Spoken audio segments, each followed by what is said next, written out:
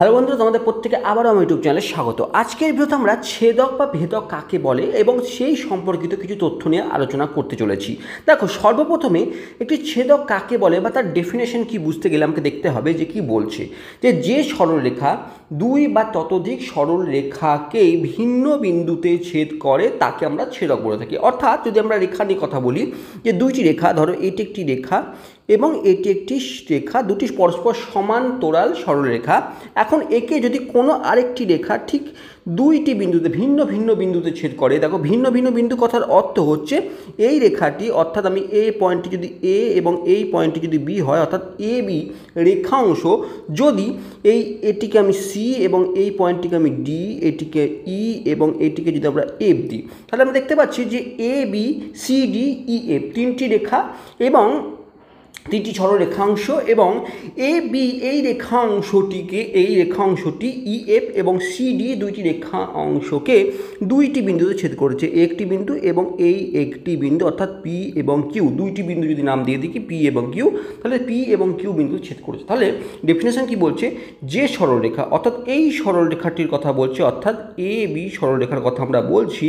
এই A B সরলরেখা দুই বা ততোধিক, এটি দুইটি ধরে আমরা কনসিডার করেছি, এটি দুইটি এফ ই এফ এবং সিডি দুইটি সরলরেখাকে আমরা কনসিডার করেছি। এটি তিনটিও হতে পারতো, চারটিও হতে পারতো। তো দুই বা ততোধিক সরলরেখায় ভিন্ন বিন্দুতে ছেদ করে, অর্থাৎ একটি বিন্দুতে ছেদ নয়।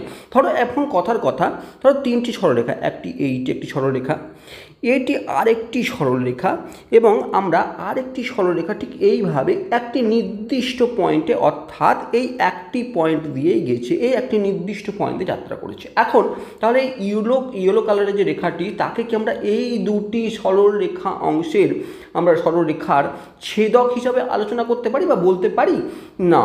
কারণ কি, যদি এরা এই ইয়েলো রেখাটি বলি বা এই দুটি রেখা, তিনটি রেখার কথাই যদি ভেবে আমরা করসপন্ডে যদি ভেবে দেখি, তাহলে এই পোড়া প্রত্যেকেই বাকি অপর দুটি রেখাংশকে একটি নির্দিষ্ট বিন্দুতেই ছেদ করেছে, এবং সেটি হচ্ছে এই বিন্দুটি।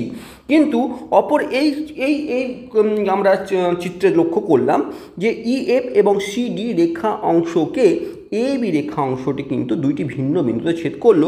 তাহলে আমরা সংজ্ঞানুসারে, ডেফিনেশন অনুসারে আমরা এ বিকে আমরা বলবো যে সিডি এবং ই এফ রেখাংশ বা সরল রেখার আমরা ছেদক হিসাবে বা ভেদক হিসাবে আমরা বলতে পারি। এখন কথা হতে পারে যে ই এফ কি, ই এফ এই রেখা অংশটিকে কি সিডি বা এফ এর ছেদক বলতে পারি?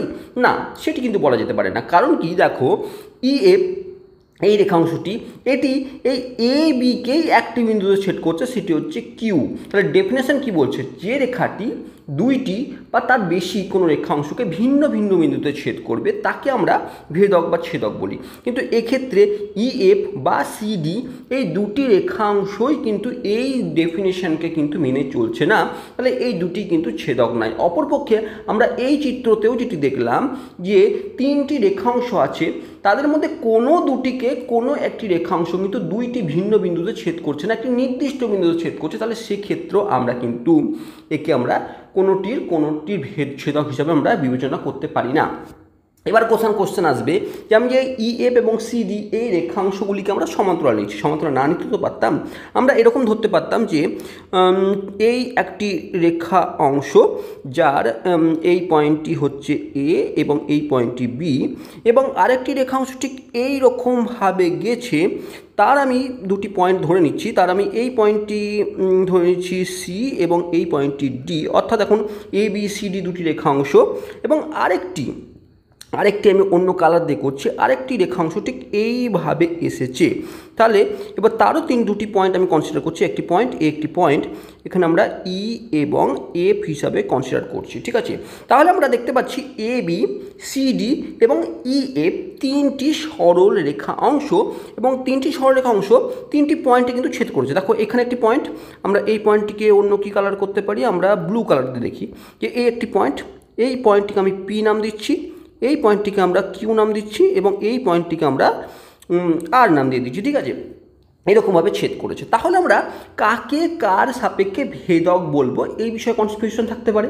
দেখো লক্ষ্য করার বিষয় হচ্ছে, দেখো ইএফ অর্থাৎ গ্রিন কালারের যে সরলরেখাংশটি সেটিও কিন্তু দুইটি রেখাংশকে ছেদ করেছে ভিন্ন ভিন্ন বিন্দুতে, অর্থাৎ পি এবং কিউ বিন্দুকে ছেদ করে। ভালো লক্ষ্য করে দেখো, গ্রিন কালারের রেখাংশটি হোয়াইট কালার এবং অরেঞ্জ কালারের রেখাংশকে দুইটি ভিন্ন বিন্দুতে ছেদ করেছে পি এবং কিউ।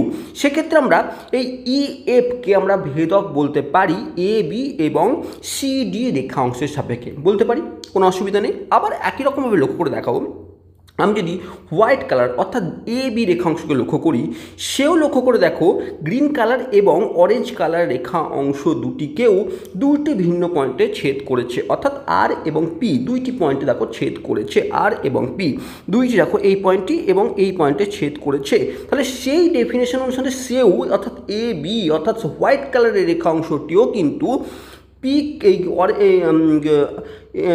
রেখাংশটিও সি ডি এবং ইএফ এই দুটি অর্থাৎ গ্রিন এবং অরেঞ্জ কালারের রেখা অংশর দুটি বিন্দুতে ছেদ করেছে। তাহলে আমরা তার সাপেক্ষে এ বি কেও রেখাংশটিকেও অর্থাৎ হোয়াইট কালার রেখাংশটি কিন্তু ছেদক বলতে পারি।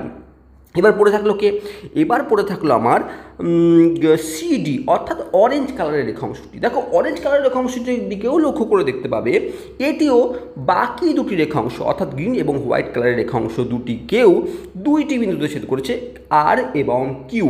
তাহলে একই ডেফিনেশন অনুসারে আমরা সিডি রেখাংশ অর্থাৎ অরেঞ্জ কালারের রেখাংশটিকে আমরা বলতে পারি যে হোয়াইট এবং গ্রিন কালারের রেখাংশটির ছেদক বলা যেতে পারে, কারণ আমার যে ডেফিনেশন সে অনুসারে এই ক্রাইটেরিয়া কিন্তু তিনজনই পূর্ণ করছে। তাহলে আমরা এই তিনটি ছেদক হিসাবে বিবেচনা করতে পারি ভিন্ন ভিন্ন বাহু বা ভিন্ন ভিন্ন সরল রেখাংশের রেসপেক্টে। এখন যখন এরকমভাবে যখন একটি ছেদক এলো তৈরি হলো, তখন লক্ষ্য করার বিষয় হচ্ছে যে আমাদের দেখো লক্ষ্য করো আমরা 8টি কোণ উৎপন্ন হলো। একটি ছেদক দুটি সরল রেখাংশকে যখন ছেদ করে, যদি 3টি হতে পারতো 4টি হতে পারতো সেক্ষেত্রে ভিন্ন ভিন্ন হতো। এখন আমি দুটি সরল রেখাংশের কথা বলছি, দুটি সরল রেখাংশকে যখন ছেদ করে তখন আমরা দেখতে পাচ্ছি যে 8টি কিন্তু কোণের উৎপন্ন হয়েছে, 1 2 3 4 5 6 7 8 8টি কোণের উৎপন্ন হয়েছে। এখন এই 8টি কোণের মধ্যে কোন কোন কোণগুলিকে আমরা কী কী নাম দিতে পারি সেই বিষয়ে যদি আলোচনা করি, তাহলে আমরা বলি তার ডেফিনেশন হচ্ছে এই যে যখন আমরা যে কোনো ছেদক বা ভেদক দুই বা ততোধিক রেখাংশকে ছেদ করলে ছেদক এবং সরল রেখা দুটির মধ্যবর্তী যে কোণগুলি সরল রেখা দুটির মাঝের অঞ্চলে উৎপন্ন হয় তাদেরকে আমরা বলবো অন্তস্থ কোণ। মানে আমরা সহজভাবে যদি এটা বলি যে ছেদক দ্বারা সৃষ্ট কোণগুলির মধ্যে যে কোণ দুটি, কোণগুলির মধ্যে বলতে 8টি কোণগুলির মধ্যে যে 8টি কোণ তৈরি হলো সেই 8টি কোণগুলির মধ্যে দুটি সরলরেখা ভেতরের দিকে যে কোণগুলি হয় তাকে অন্তস্থ কোণ বলে। অর্থাৎ আমরা এই চিত্রে দেখলাম যে ভেতরে কোণগুলো হলো, দেখো ভেতরে এই কোণটি, এই কোণটি, এই কোণটি এবং এই কোণটি। আমরা অর্থাৎ যদি এটি 1 এটি 2 এটি 3 এবং এটি 4 নাম দিই, তাহলে লক্ষ্য করে দেখো এই যে কোণটি, এই কোণটি, এই কোণটি এবং এই কোণটি এই সরলরেখা অর্থাৎ এ বি এবং সিডি এই সরলরেখা এবং এই ছেদক দ্বারা উৎপন্ন কোণ, এবং এটি সরলরেখার ভেতরের উৎপন্ন হয়েছে অর্থাৎ ভেতরের দিকে, দেখো ভেতরের দিকে উৎপন্ন হয়েছে। তাহলে এই 1 2 3 4 যে কোণগুলি আমি নাম দিলাম এই কোণগুলিকে আমরা বলবো অন্তস্থ কোণ। তাহলে বহিস্থ কোণগুলি স্বাভাবিকভাবে বাইরের কোণগুলি হবে। তার ডেফিনেশন কি বলছে দেখো, বলছে যখন একটি ছেদক দুটি সরলরেখাকে ছেদ করে তখন সরলরেখা দুটির বাইরের দিকে ছেদক রেখার সাথে যে কোণগুলো উৎপন্ন করে সেগুলিকে বহিস্থ কোণ বলে। অর্থাৎ আমরা এই চিত্রে যদি বাইরে যে কোণগুলো দেখি সেগুলো আমরা কী কালার করব, সেগুলো আমরা যদি ব্লু কালার করে দিই তাহলে এই কোণটি, এই কোণটি এবং এই কোণটি এবং এই কোণটি অর্থাৎ সরলরেখার বাইরের দিকে। অর্থাৎ আমরা যদি এর নাম 5 6 7 এবং 8 দিয়ে দিই তাহলে 5 6 7 8 এখানে আমাদের কিন্তু বহিস্থ কোণ হয়ে থাকবে। তাহলে আমরা অন্তস্থ কোণ এবং বহিস্থ কোণগুলিকে বলবো সেই বিষয়ে আমাদের একটা আইডিয়া এলো। তার সাথে সাথে ছেদক কাকে বলে সে সম্পর্কে আমাদের ধারণা ক্লিয়ার হলো। যদি ছেদক বা ভেদক সম্পর্কে ধারণা ক্লিয়ার হয়ে থাকে অবশ্যই চ্যানেলকে সাবস্ক্রাইব করো। আর যদি এরকম টাইপের কোনো রকম ভিডিও দেখতে ইচ্ছুক হও অবশ্যই কমেন্টস বক্সে লেখো, চেষ্টা করবো কোনো একটি ভিডিওতে সেটি বোঝাবার। Thank you for watching.